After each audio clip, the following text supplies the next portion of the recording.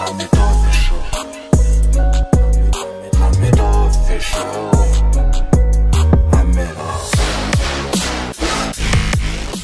Тоби Магуайр, Өрмекші адам киносы арқылы миллиондаған көрерменнің сүйіктісіне айнала білген талантты актер.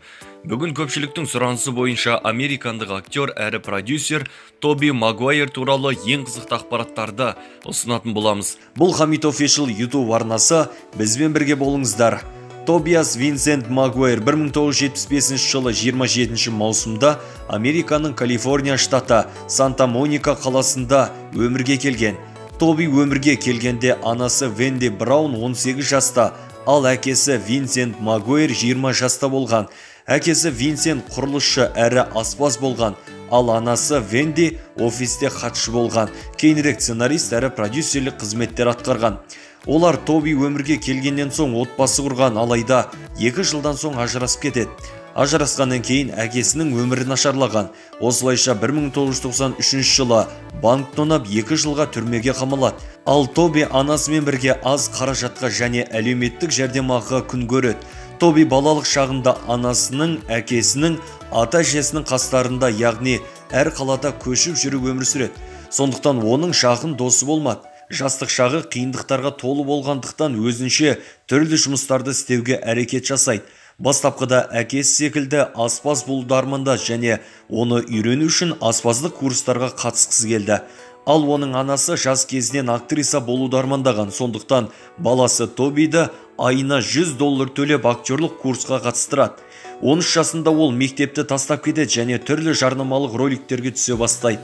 Бастапқыда Макдональдстың, кейінірек Atari деп аталатын видео приставкаларының жарнамасына түседі. Әрмен қарай Дэвид Метровый, Джек и Толстяк, Розанна, Байки ат Вуп тағды басқа фильмдерге түсе бастайды. 17 жасында Великий Скотт комедиялық сериалында алғаш рет басты рөлді сомдау бұйырады. Келесі бір фильмде актер Леонардо Ди Каприомен танысады және екеуі жақын дос болып араласып кетеді. 1993 жылы Тоби досы Ди Каприомен бірге бұл жігіттің өмірі фильмінде басты рөлге алынады. 1994 жылы Қызыл баронның кек алуы, көмек туралы айқай және жапондық қалалар фильмдеріне түседі. 1995 жылы актерді Империя дүкені фильміне түсуге шақырады.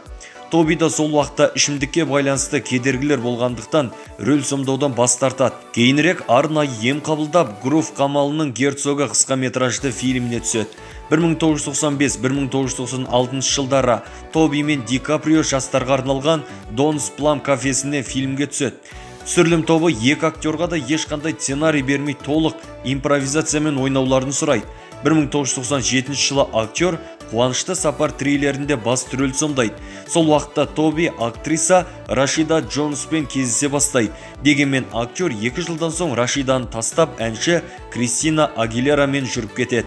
1998 жылы Лас-Вегастағы қорқыныш пен жек көрушілік фильмінде эпизодтық рөл сомдайды. Фильмдегі образын сәтті орындау үшін актер шашын алып, басына парк киюге келіскен. Сол жылы актер ойнаған Плезентвилл драмасы үшін Сатурн премиясында ең жас актер номинациясын иеленеді. Осы сәттіліктен соң шарап жасау ережелері, Ібіліс пен қуғын және Вундеркиндер фильмдерінде түрлі образдарды сомдайды. 2000 жылы актер емтихан тапсырып орта мектепті бітіргені туралы арнайы дипломға ие болады. 2002 жылы Тоби Магуайрды киноактер ретінде әлемге танытқан Өрмекші адам фильмі жарыққа шығады. Актер жас кезінде мүлдем комикстарды оқымаған, Өрмекші адам кейіпкерін танымаса да, фильмнің сценарийі ұнағандықтан келісім берген. Бастапқы кейіпкерді сомдау үшін актер 5 ай диетаға отырып, спортпен шұғылданып, денесін шынықтырған. Сонымен қатар 5 ай жекпе-жектен сабақ алып йогаға барады.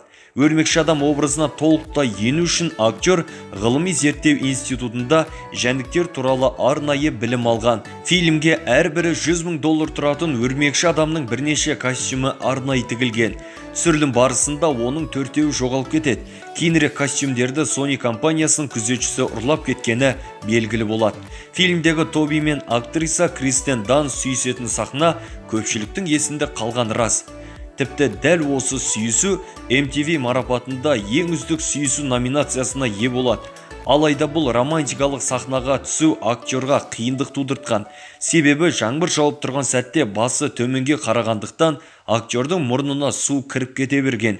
Фильмдегі Питер Паркер подносты қағып алатын сахнаны актер өзі жылдам орындаған.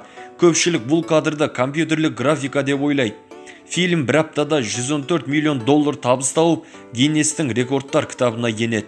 Түсірілім жұмысына $119 миллион қаражат кетсе де, көрерменнің сүйікті фильміне айналып, кинопрокаттан $820 миллион табыс табады. Актер Тоби Магуайр өрмекші адам образы үшін $4 миллион қаламақы алады. Тоби фильмді мұншалықты сәтті болады деп ойламаған.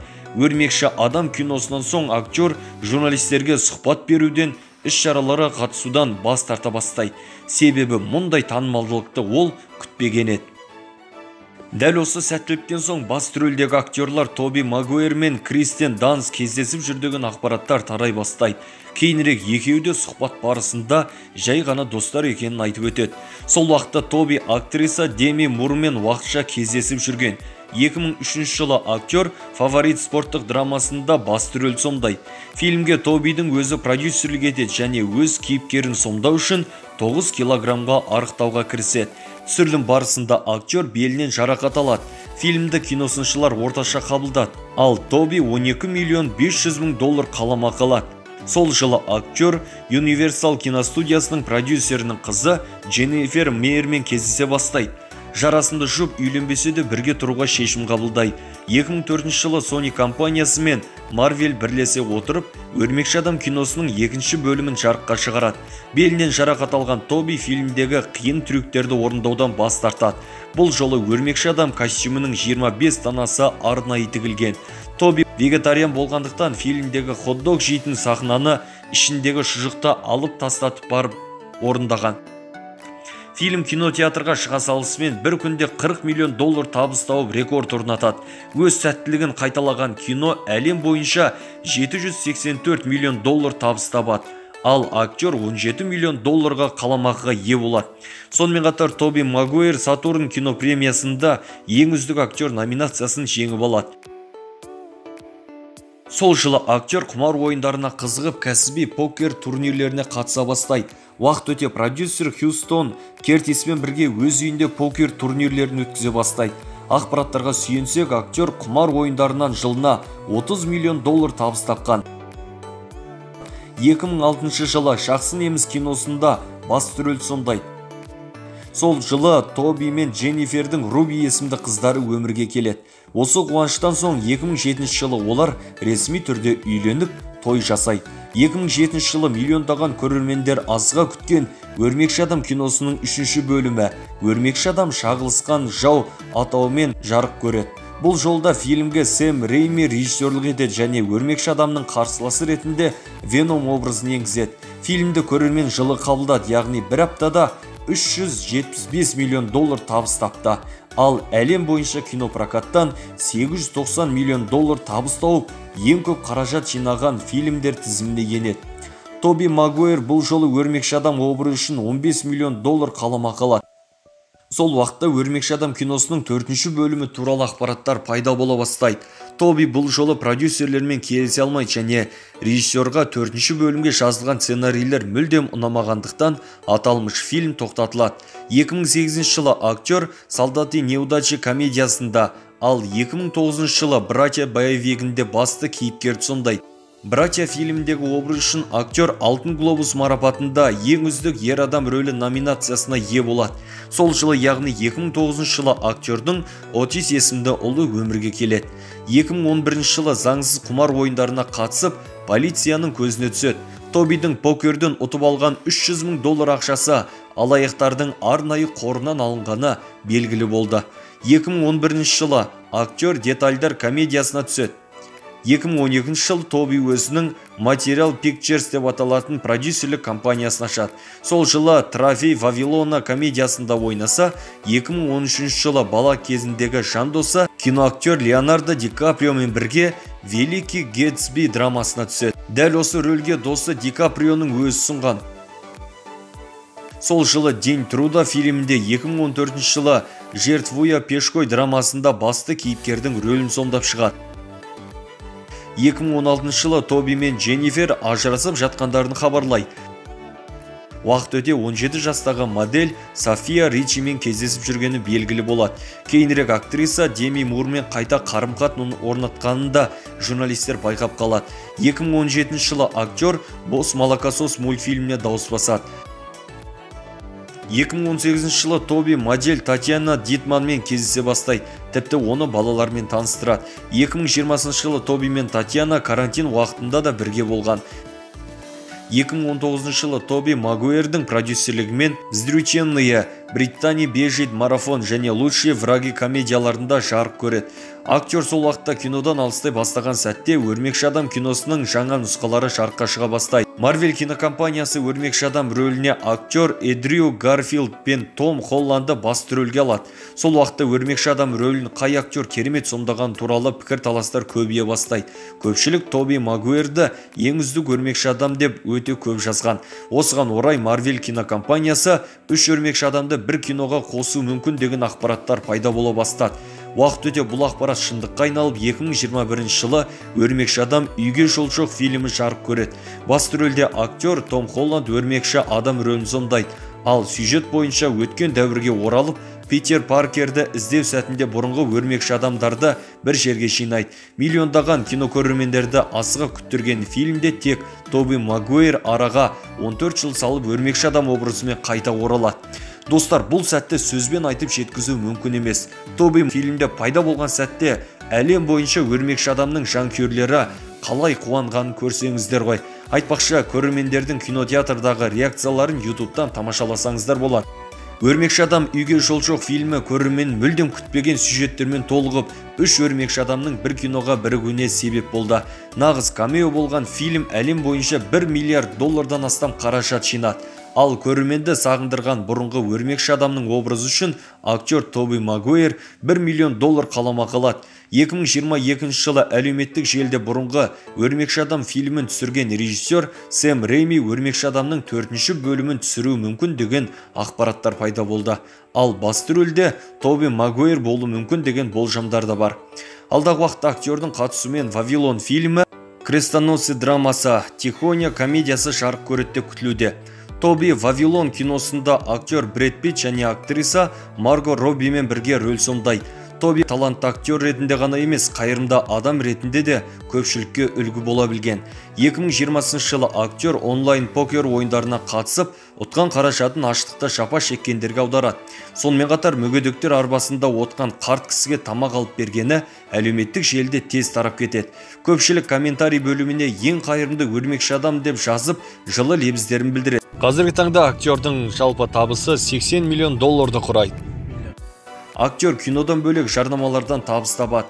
Тоби Прада брендті киімдерінің жарнамасына түсіп, қомақты табыс тапқан. 2019 жылы актер $7 миллион Лос-Анджелестің Брентвуд ауданынан зәулім үй сатып алған. Үй ішінде 4 жатын бөлмесі, 5 жуынатын бөлме және бассейн де бар. Сонымен қатар дәл осы ауданда $13 миллион сатып алған тағы бір үйі бар. Актердің бұдан бөлек бірнеше үйлер мен ранчолары болған, алайда көбісін сатып жіберген. Тобидің гаражында Audi, Tesla, Model S, Cadillac Escalade, Mercedes, Subaru секілді қымбат көліктер бар. Актер жеке өмірін құпия ұстағанды ұнатады және көпшілік ортада сирек көрінгенді дұрыс санайды. Өзінің қарапайымдылығы мен ерекше талантымен актер миллиондаған жанкүйерлердің кумиріне айналып үлгерді. Актердің Питер Паркер образындағы мемдер біздің WhatsApp-тарымызда жиі тарап жатқанында фильмнің танымалдылығының арқасында.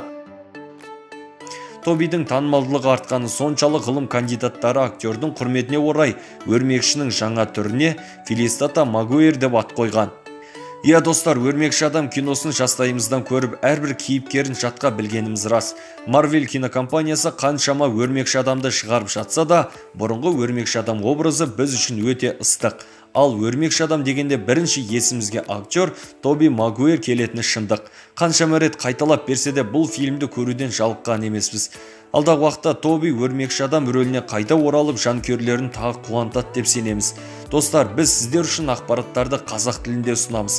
Каналға жазылмаған болсаңыз, дәл қазір жазылып, лайк басып, өз пікіріңізді төмендегі комментарий бөліміне қалдырып кетіңіз.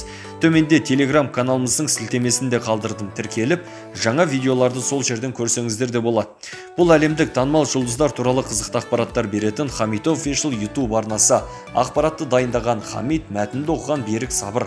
Келесі кездескенше аман болыңыздар.